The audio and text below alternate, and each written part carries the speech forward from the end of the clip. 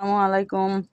Hello বন্ধুরা, কেমন আছেন? আশা করি ভালোই আছেন। আজকে আপনাদের আবারও শুটকি দিয়ে বগুড়ার পুরপুরি দেখাবো, সঙ্গেই থাকুন।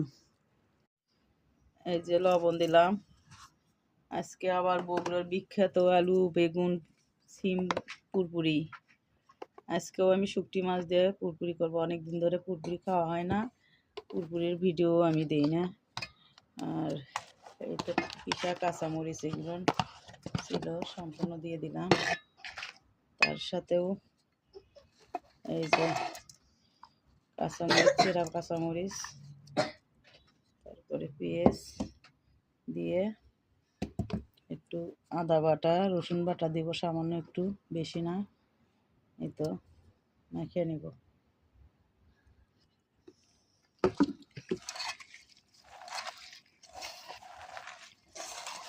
কোনো মাখিয়ে নিছি, নিয়ে এখন এর মধ্যে সিম দেবো। সিম সহ তো মাখান যেত না, সেই জন্য সিম আলাদাভাবে হলো দিয়ে মাখবো।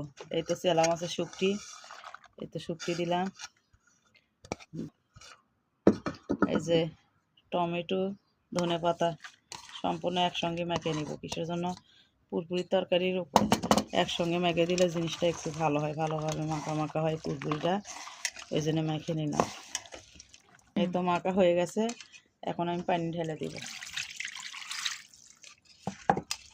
হয়ে গেছে, চুলোয় তুলে দিব। একটু ঢেকে দিলাম।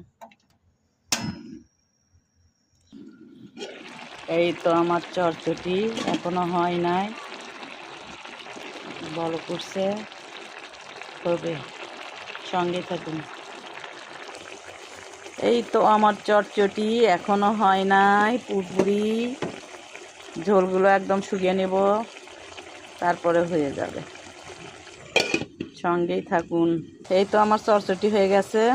কেমন হয়েছে অবশ্যই কমেন্ট করে জানাবেন। ভালো থাকবেন, দোয়া করবেন আমার জন্য, অবশ্যই আমাকে সাপোর্ট করবেন।